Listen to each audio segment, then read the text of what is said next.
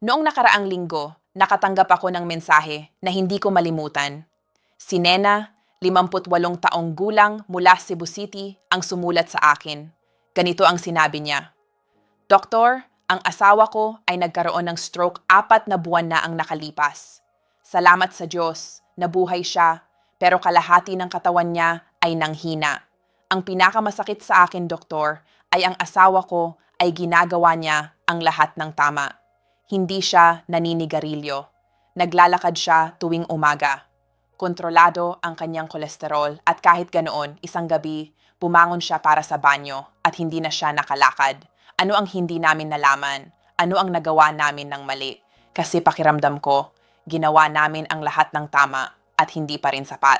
Ganoon ang sinabi ni Nena. Nang mabasa ko iyon, hindi agad ako sumagot. Kasi si Nena ay hindi nagtatanong ng medical na impormasyon.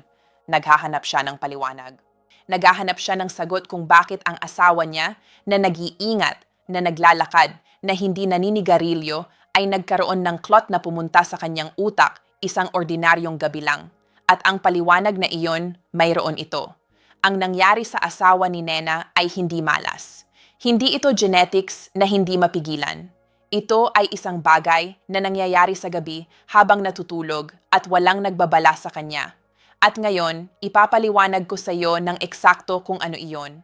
Pero bago tayo magpatuloy, gusto kong malaman mo kung ano ang makukuha mo sa susunod na ilang minuto. Hindi kita bibigyan ng pangkaraniwang listahan ng payo para sa puso. 3 bagay ang ibibigay ko sa iyo. Una, maiintindihan mo ang eksakto na proseso sa gabi na nagpapakapal ng iyong dugo habang natutulog ka at bakit ito nangyayari lalo na sa mga taong nag-iingat ng sarili, kumakain ng maaga at sinisikap na gawin ang tama. Pangalawa, malalaman mo ang isang ugali na wala pang 2 minuto bago matulog na maaaring putulin ang prosesong iyon. May katibayan mula sa mga pag-aaral sa cardiology mula sa nakaraang 5 taon.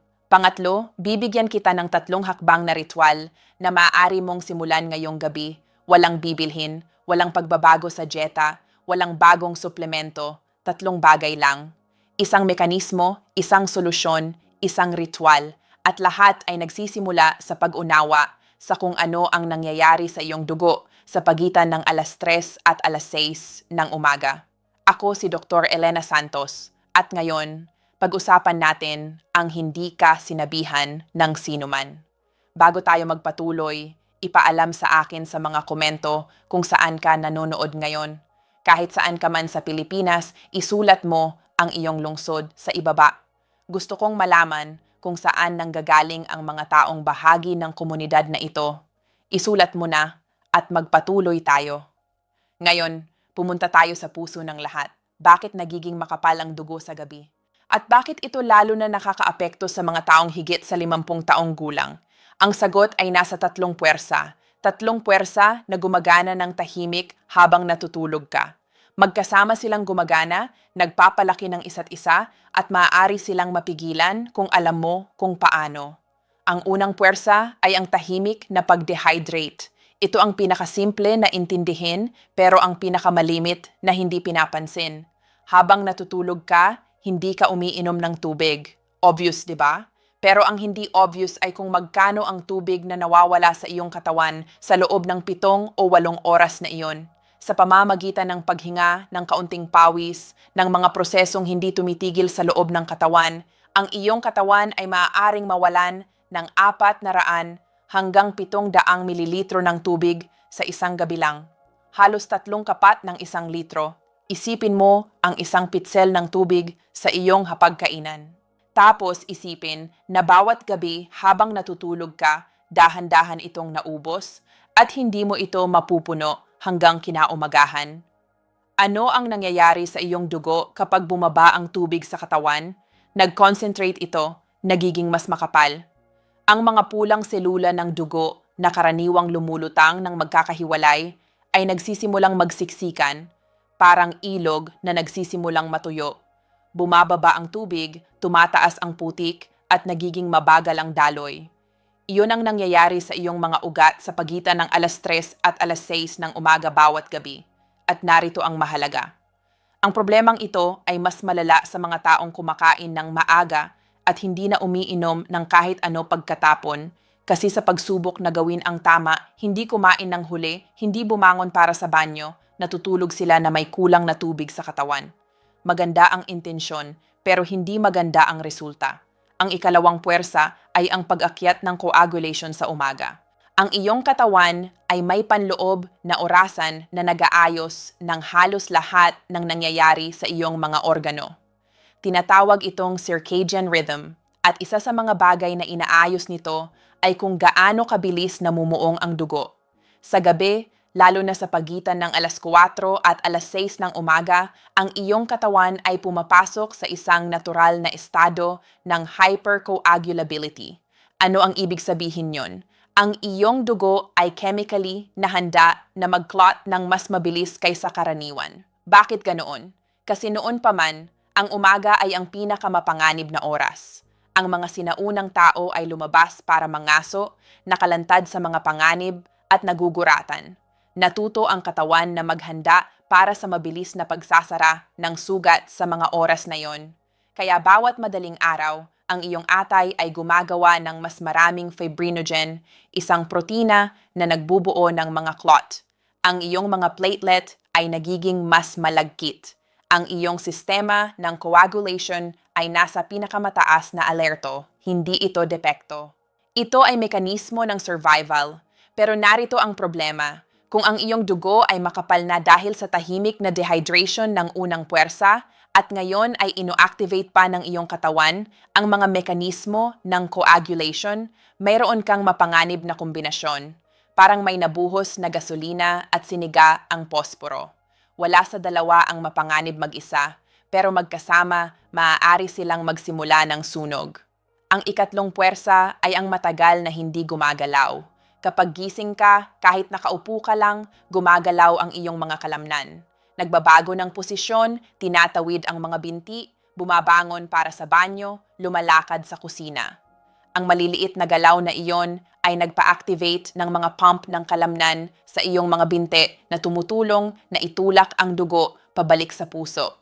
Pero kapag natutulog ka, lalo na kung malalim ang tulog, ang iyong katawan ay maaaring dumaan ng 4 hanggang 6 na oras na walang makabuluhang galaw.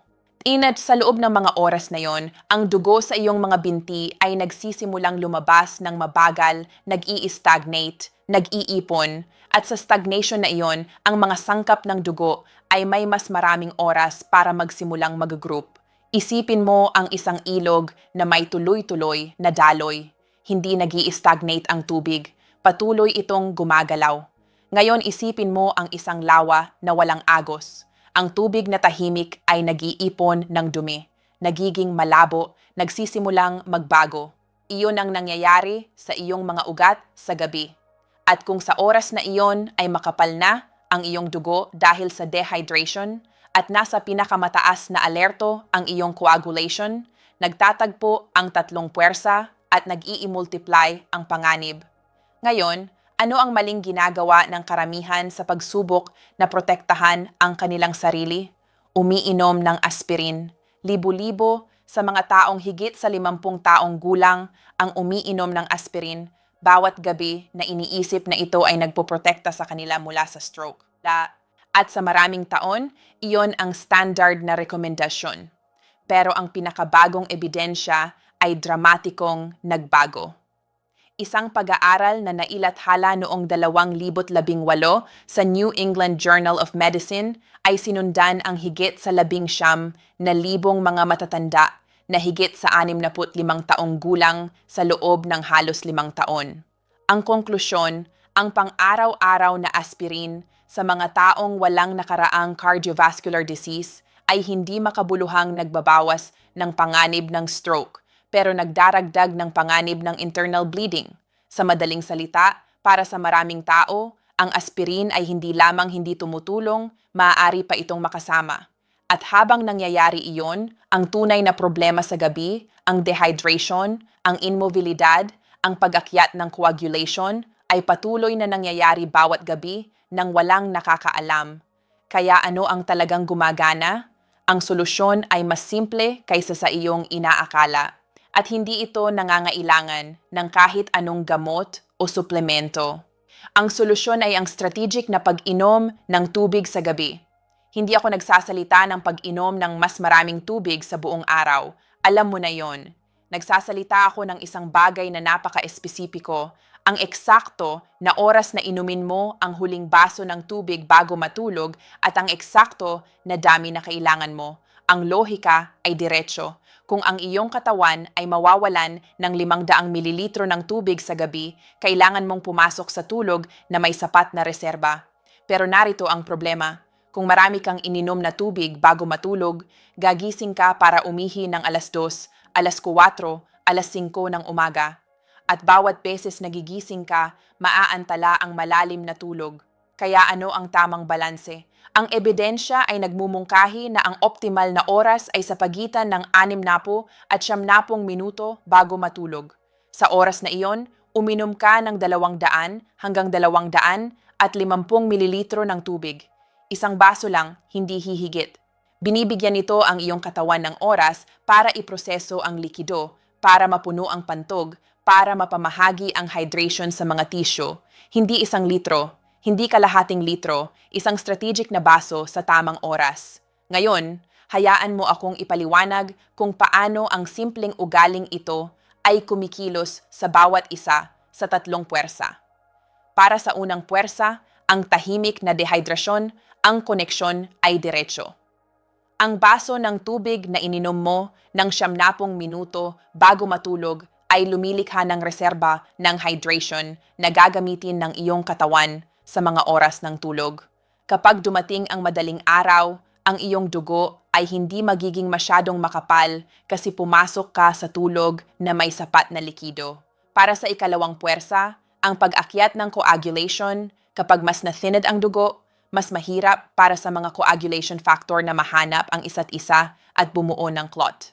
Isang pag-aaral na nailathala sa Blood, ang Journal ng American Society of Hematology, ay natagpuan na ang banayad na dehydration ay nagdaragdag ng platelet activity ng 10 hanggang 15%. 15% na mas maraming coagulation activity dahil lang sa hindi umiinom ng sapat na tubig. Iyon ang ating tinatama. Para sa ikatlong puwersa, ang matagal na hindi gumagalaw, kapag maayos ang iyong hydration, ang iyong pantog ay sa huli ay gigising sa iyo. Hindi sa alas 2 ng umaga, hindi 3 beses sa isang gabi, pero isang beses, malamang sa pagitan ng alas 5 at alas 6 ng umaga. At kapag bumangon ka para umihi, 3 bagay ang nangyayari. Una, nagbabago ka ng posisyon mula pahiga patayo. Iyon lang ay nagpapakilos ng dugo na nag-i-stagnate sa iyong mga binte. Pangalawa, lumalakad ka papunta sa banyo. Kahit 10 hakbang lang, na-activate ang iyong mga kalamnan at nagpupump ng dugo. Pangatlo, lumalabas ang iyong katawan sa estado ng malalim na hindi galaw sa eksaktong panahon ng pinakamataas na panganib, ang alas 4 hanggang alas 6 ng umaga. Ang baso ng tubig ng alas 9 ng gabi ay maaaring ang magliligtas sa iyo ng alas 5 ng umaga. Iyon ang koneksyon. Isang pag-aaral na nailathala noong 2020 sa European Heart Journal ay nag-analyze ng mga gawi sa hidrasyon ng higit sa 15,000 mga matatanda sa loob ng 25 taon. Ang mga resulta ay nagpakita na ang mga taong nagpanatili ng sapat na hydration ay may makabuluhang mas mababang panganib ng stroke at heart failure. Hindi tayo nagsasalita ng malabo na kaugnayan. Nagsasalita tayo ng 25 taon ng pagsubaybay sa libu-libong tao. Ang hydration ay hindi lang payo mula sa magasin. Ito ay tunay na preventive medicine. Ngayon, hayaan mo akong ipakita sa iyo kung paano ito mukhang sa isang tunay na araw.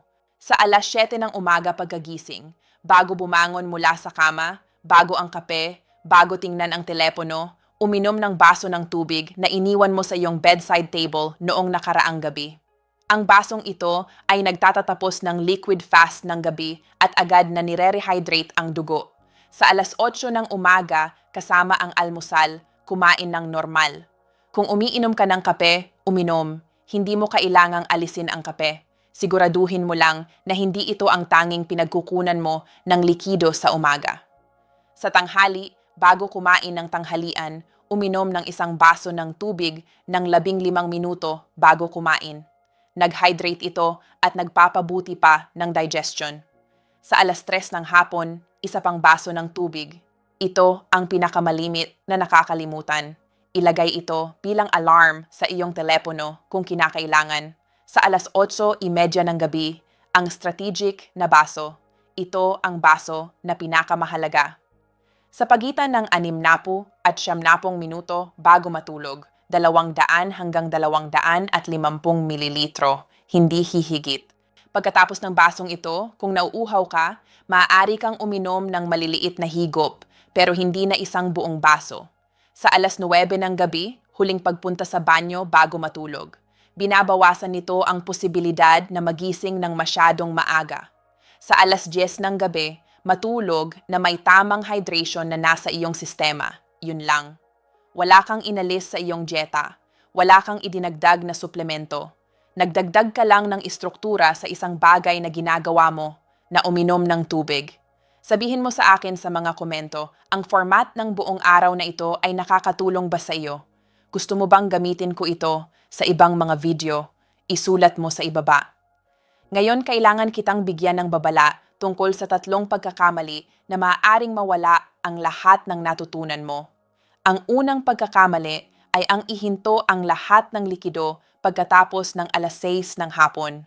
Ito ang pinakakaraniwan at pinakamasamang pagkakamali. Maraming tao, lalo na ang mga lalaking may malalaking prostate o mga babaeng may sensitive na pantog, ay nagpapasya na ihinto ang lahat ng likido ng maaga para hindi na bumangon sa gabi. Ang intensyon ay naiintindihan, pero ang solusyon ay hindi ang ihinto ang mga likido. Ang solusyon ay ang iprogram ang mga ito ng tama. Kung ihihinto mo ang mga likido sa 6:00 ng hapon at matutulog ka sa 10:00, papasok ka sa tulog na may 4 na oras na progresibong dehydration at dadaan pa ng 7 o 8 oras na walang mauinom. Halos 12 oras na walang hydration. Ang iyong dugo ay magiging nasa pinakamakapal nito, eksakto sa mga oras ng pinakamataas na panganib. Ang strategic na baso ng 8:30 ng gabi ay hindi maaaring alisin. Maaari kang bumangon ng isang beses sa madaling araw, pero ang pagbangong iyon ay maaaring eksakto ang kailangan mo. Ang ikalawang pagkakamali ay ang palitan ang tubig ng mga diuretic na inumin. Maraming tao sa ganitong edad ay umiinom ng tsaa ng pandan, tsaa ng salabat, o iba pang herbal na inumin na iniisip nila ay nag-rehydrate sa kanila. Pero marami sa mga inumang ito ay may diuretic effect. Ibig sabihin, pinalabas ng iyong katawan ang mas maraming likido kaysa sa natanggap nito. Umiinom ka ng isang tasa ng herbal na tsaa na iniisip mong na-hydrate ka, pero sa katotohanan, ang iyong katawan ay mawawalan ng mas maraming tubig kaysa sa nakuha nito. Kung gusto mong uminom ng herbal na inumin, ayos lang iyon, pero siguruhing neutral ang epekto. O simpleng tubig. Ang tubig ay walang side effects. Ang tubig ay walang contraindications. Ang tubig ay gumagana. Ang ikatlong pagkakamali ay ang bayaran sa umaga ang hindi mo ininom sa gabi. Sinasabi sa akin ng ilang tao, "Doktor, hindi ako umiinom ng tubig sa gabi, pero umiinom ako ng 2 malaking baso pagkagising ko. Naiintindihan ko ang lohika, pero hindi ganoon gumagana iyon. Ang pinsala ng gabi ay hindi maaaring ibalik sa umaga. Kung makapal ang iyong dugo sa loob ng 6 na oras, ang nangyari sa loob ng 6 na oras na iyon ay nangyari na. Ang mga clot na maaaring nabuo ay nabuo na. Ang presyon sa mga dingding ng ugat ay naganap na. Parang sinasabi mo, hindi ako nagsuot ng seatbelt sa buong biyahe, pero nagsuot ako pagdating. Ang sandali ng panganib ay lumipas na. Huli na ang proteksyon. Ngayon gusto kong malaman kung alin sa 3 pagkakamaling ito ang sa tingin mo ay ginagawa mo. Maging tapat, isulat mo ito sa mga komento. Hindi para sa akin, para sa iyo, kasi ang pagkilala sa pagkakamali ay ang unang hakbang para itama ito. kailangan kong huminto sandali dito para pag-usapan ang mga espesyal na kaso. Kung mayroon kang diagnosed na heart failure at nagbigay ang iyong doktor ng mga paghihigpit sa likido, huwag baliwalain ang mga paghihigpit na iyon. Kung mayroon kang chronic kidney disease sa mga advanced na yugto, ang iyong mga bato ay hindi nagpoproseso ng mga likido sa parehong paraan. Kung umiinom ka ng mga prescribed na diuretics, ang iyong liquid balance ay pinamamahalaan na ng gamot. Sa mga kasong ito, ang usapan sa iyong doktor ay obligatoryo. Pero para sa karamihan ng mga tao na higit sa 50 taong gulang na walang mga kondisyong ito, ang strategic na hydration na inilarawan ko ay ligtas, epektibo, at malamang na aprobahan ng iyong doktor kung itatanong mo. Ngayon, bibigyan kita ng 5 kakampi na maaaring magparami ng epekto ng hydration. Ang unang kakampi ay ang potassium. Kapag sapat ang potassium sa iyong dieta, mas madaling nagre-relax ang iyong mga ugat, bumababa ang presyon, at dumalooy ang dugo ng may mas kaunting resistensya. Ang saging ay ang pinakakilalang pinagkukunan. Pero ang avocado, ang kangkong na niluto, ang munggo, at ang kamote ay pati na rin mahuhusay na pinagkukunan ng potassium. Ang ikalawang kakampi ay ang magnesium. Ang magnesium ay isang natural na relaxant ng mga ugat ng dugo. Kapag sapat ang magnesium sa iyong sistema, mas madaling nagbubukas ang mga arterya na nagpapahintulot sa dugo na dumaloy. Ang mga mani, ang mga buto ng kalabasa, at ang dark chocolate na may mataas na kakao ay mahuhusay na pinagkukunan. Ang ikatlong kakampi ay ang omega-3. Ang mga fatty acid na omega-3 na makikita sa mga matatabang isda tulad ng bangus, sardinas, at galunggong ay may documented na anti-inflammatory at anti-thrombotic na epekto. Isang malaking pag-aaral na nailathala sa JAMA Cardiology noong 2021 ay natagpuan na ang omega-3 ay nauugnay sa makabuluhang pagbaba ng cardiovascular events. Direkta itong kumikilos sa ikalawang puwersa. Ang ika-4 na kakampi ay ang hapon na paglalakad. Hindi matinding ehersisyo. 10 hanggang 15 minuto lang na paglalakad pagkatapos ng hapunan. Nagpapabuti ito ng sirkulasyon sa mga binti bago ang mga oras ng immobilidad at tumutulong sa pag-regulate ng glucose pagkatapos kumain. Ang ika-5 kakampi ay ang elevated na tulog. Ang paglakas ng mga binti ng kaunti habang natutulog, 15 hanggang 20 degree lang, ay nagpapadali ng pagbabalik ng dugo mula sa mga binti patungo sa puso at nagbabawas ng stagnation. Maaari mong gawin ito sa pamamagitan ng paglalagay ng unan sa ilalim ng kutsyon sa taas ng paa. Malambot ang inklinasyon, pero sapat. Ito ay kumikilos sa ikatlong puwersa, 5 na kakampi. Hindi mo kailangan na ipatupad ang lahat ng sabay-sabay. Magsimula sa hydration, tapos magdagdag ng isa bawat linggo. Ngayon, ibibigay ko sa iyo ang ritual na ipinangako ko sa simula. 3 hakbang, 3 minuto o mas kaunti. Magsisimula ka ngayong gabi. Ang unang hakbang ay ang desisyon ng baso, 30 segundo lang. Bago matapos ang araw ngayon, magpasya kung saan maulalagay ang iyong baso ng tubig sa gabi. Hindi sa kusina, hindi sa ref, sa iyong bedside table, kitang-kita, handa na. Ngayong gabi, bago matulog, punan mo ito, hindi bukas, ngayong gabi. Ang ikalawang hakbang ay ang pagsusuri ng oras, 1 minuto lang. Anong oras ka matutulog? Ibawas ng 70 minuto. Iyon ang iyong oras ng strategic na baso. Kung matutulog ka sa 10:00, ang iyong baso ay sa 8:30. Mag-set ng alarm sa iyong telepono para sa unang linggo lang. Pagkatapos, magiging automatiko na ito. Ang ikatlong hakbang ay ang pagtatala ng pagkagising, 30 segundo lang. Bukas, pagkagising mo, bago bumangon, magtanong sa sarili. Bumangon ba ako para sa banyo sa gabi? Kung ang sagot ay oo at 1 beses lang, sa pagitan ng 4:00 at 6:00 ng umaga, perpekto, gumagana ang sistema. Kung hindi ka bumangon kahit kailan, marahil ay kailangang ayusin ang oras ng baso o ang dami. Kung 3 beses kang bumangon, masyadong late ang baso o masyadong marami ang dami. Sa loob ng 1 linggo, mahahanap mo ang iyong eksaktong punto, 3 hakbang, 1 desisyon, 1 pagsusuri, 1 pagtatala, Wala pang 3 minuto at magsisimula ka ngayong gabi. Naaalala mo ba si Nena mula Cebu City? Ang babaeng sumulat sa akin na nagtatanong kung ano ang hindi nila nalaman, kung ano ang nagawa nilang mali. Sumenagot ako sa kanya ilang araw na ang nakalipas. Ipinaliwanag ko sa kanya ng eksakto ang ipinaliwanag ko sa iyo ngayon, ang 3 puwersa, ang tahimik na dehydration, ang pag-akyat ng coagulation sa madaling araw, ang immobilidad na nagpapahintulot sa 2 puwersa na gawin ang kanilang pinsala. At ipinaliwanag ko sa kanya na ang kanyang asawa ay hindi gumawa ng mali. Ang paglalakad sa umaga ay tama. Ang hindi paninigarilyo ay tama. Ang pagkontrol ng kolesterol ay tama.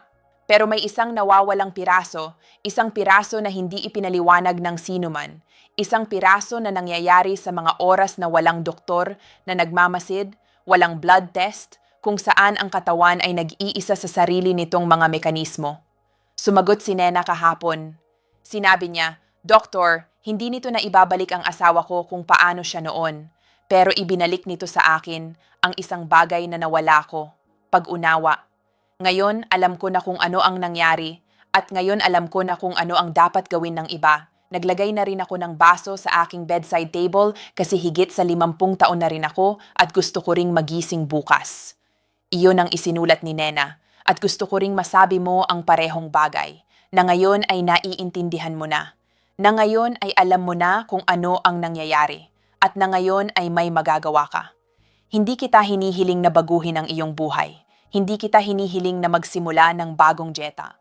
Hinihiling ko sa'yo na maglagay ng baso ng tubig katabi ng iyong kama at inumin ito sa tamang oras. Iyon lang, iyon ang unang hakbang.